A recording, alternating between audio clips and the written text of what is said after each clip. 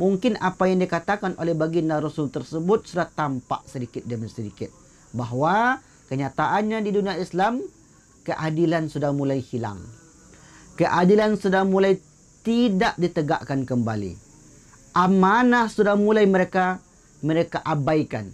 Bukan saja amanah yang dipegang oleh para pemimpin, tetapi orang-orang yang berada di bawah, rakyat biasa, atau mungkin hampir nanti di setiap orang beriman itu tidak lagi memiliki rasa amanah, rasa tanggung jawab, rasa kepercayaan, rasa yang mesti mereka itu pegang kuat-kuat, yaitu amanah.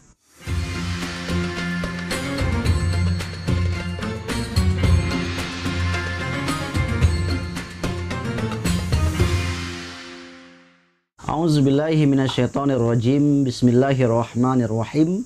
Assalamualaikum warahmatullahi wabarakatuh.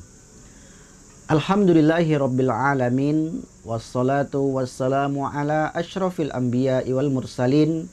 Wa ala alihi wa ashabihi wa man tabi'ahum bi ihsan ila yaumiddin. Allahumma salli ala sayyidina Muhammad wa ala ali sayyidina Muhammad. Kembali kita bersyukur kepada Allah Subhanahu wa taala sembari mengucapkan kalimat tahmid alhamdulillahi rabbil alamin. Kemudian berselawat kepada baginda Nabi besar Muhammad sallallahu alaihi wasallam sekurang-kurang dengan lafaz Allahumma salli ala Muhammad wa ala ali Muhammad. Para pemirsa, sahabat-sahabat tafakuh yang dimuliakan Allah Subhanahu wa taala. Pada kesempatan yang berbahagia ini, di bulan yang penuh berkah, bulan suci Ramadan, kita akan membahas sebuah tema yang sangat menarik, yaitu tentang akhir zaman, atau hadis-hadis tentang akhir zaman, atau dengan bahasa lainnya hadis-hadis eskatologi. Kenapa tema ini menarik dikaji? Karena 14 abad yang lalu baginda Rasulullah sallallahu alaihi wasallam telah menyebutkan perkataannya berupa sabda hadis Nabi yang akan berlaku sebelum dunia ini kiamat.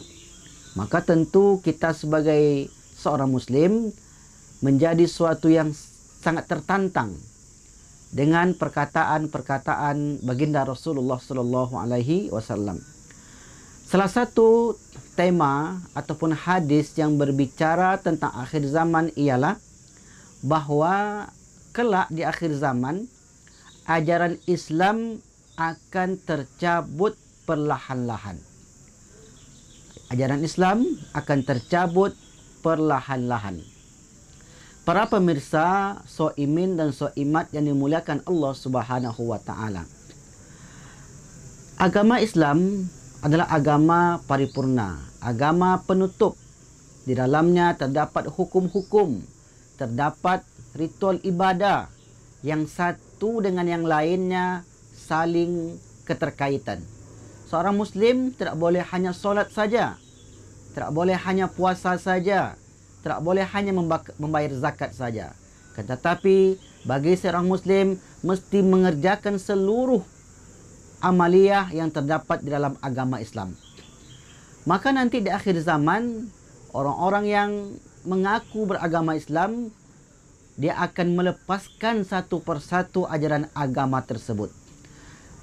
Dalam riwayat Imam Ahmad, baginda Rasulullah sallallahu alaihi wasallam bersabda, An Ibni Fairuz Ad-Dailami, qala Rasulullah sallallahu alaihi wasallam, la yunqadanna al-Islamu urwatan kama yunqadul hablu quwwatan.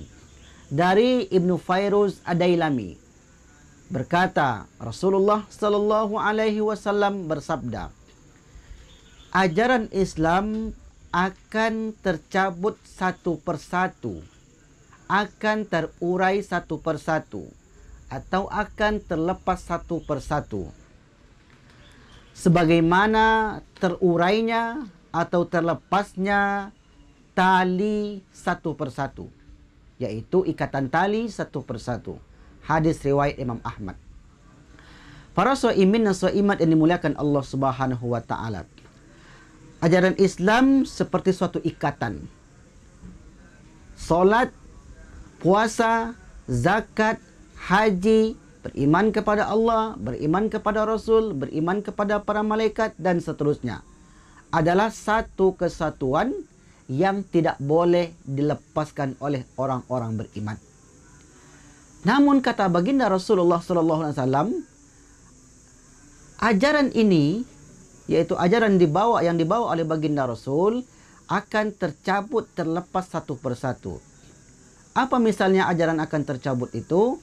Dalam hadis disebutkan oleh baginda Rasul, yaitu wa awwaluha naqdan al-hukmu wa akhiruha as-salah. Ajaran Islam yang pertama yang akan lepas dari orang Islam itu sendiri ialah hukum tentang keadilan.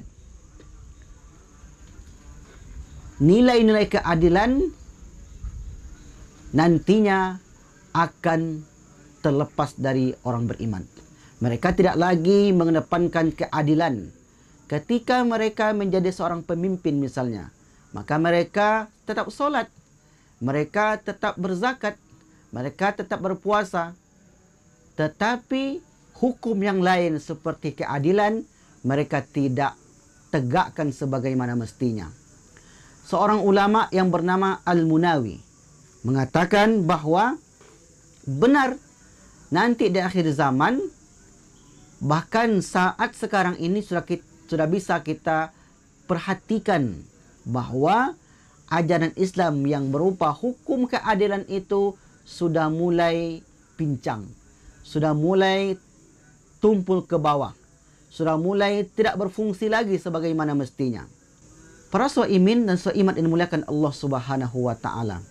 Maka kalau kita lihat fenomena keadaan atau kejadian yang berlaku di masa kita sekarang ini, mungkin apa yang dikatakan oleh baginda Rasul tersebut sudah tampak sedikit demi sedikit, bahawa kenyataannya di dunia Islam keadilan sudah mulai hilang. Keadilan sudah mulai tidak ditegakkan kembali. Amanah sudah mulai mereka abaikan. Bukan saja amanah yang dipegang oleh para pemimpin, tetapi orang-orang yang berada di bawah, rakyat biasa, atau mungkin hampir nanti di setiap orang beriman itu tidak lagi memiliki rasa amanah, rasa tanggung jawab, rasa kepercayaan, rasa yang mesti mereka itu pegang kuat-kuat, yaitu amanah. Dalam hadis disebutkan oleh baginda Rasulullah SAW yang bersumber dari Umar bin Khattab radhiyallahu anhu, qala Rasulullah sallallahu alaihi wasallam, inna awwala ma yarfa'u minan nasi al-amanah. Sesungguhnya hal atau hukum yang pertama atau ajaran Islam yang pertama yang akan terangkat, yarfa'u minan nas, dari umat manusia, al-amanah, kepercayaan, tanggung jawab. Tidak adanya amanah. Ketika diberi amanah kepada mereka, mereka khianati. Idza tu'mina khan. Jika diberi amanah kepada mereka, mereka khan, mereka berkhianat. Maka itulah yang pertama yang terangkat, kata Nabi, dari umatnya, yaitu umat Nabi Muhammad sallallahu alaihi wasallam. Wa akhiru ma yabqa as-shalah. Adapun yang terakhir yang akan terangkat adalah salat. Memang kita lihat saat ini orang semakin hari semakin banyak melakukan ibadah solat. Masjid-masjid penuh, masjid-masjid begitu meriah, orang tetap solat. Tapi dalam diri mereka amanah sudah hilang. Wa rubba musallillah khairafi. Ternyata solat yang mereka lakukan itu la khairafi, tidak membawa kebaikan dalam hidup mereka. Apa buktinya? Mereka solat, tetapi tidak mencegah mereka dari perbuatan keji dan mungkar. Karena solat itu sesungguhnya inna solata tanha 'anil fahsya'i wal munkar. Sesungguhnya ibadah solat yang dilakukan oleh seseorang tidak mencegah mereka untuk melakukan perbuatan keji dan mungkar. Para shaimin dan shaimat yang dimuliakan Allah Subhanahu wa taala. Inilah salah satu mukjizat Nabi yang telah beliau sampaikan kepada kita 14 abad yang lalu, bahwasanya nanti di akhir zaman akan muncul orang-orang yang diberi tanggung jawab, yang diberi amanah, namun mereka mengabaikannya. Amanah tercabut dari diri mereka. Amanah sudah tidak ditegakkan lagi. Hukum timpang sebelah. Maka dengan demikian, kalau seandainya kita hidup pada masa itu, maka alangkah baiknya kita cepat-cepat bersyukur dan kembali kepada Allah Subhanahu wa taala. Mungkin itu yang kami dapat sampaikan. Wassalamualaikum warahmatullahi wabarakatuh.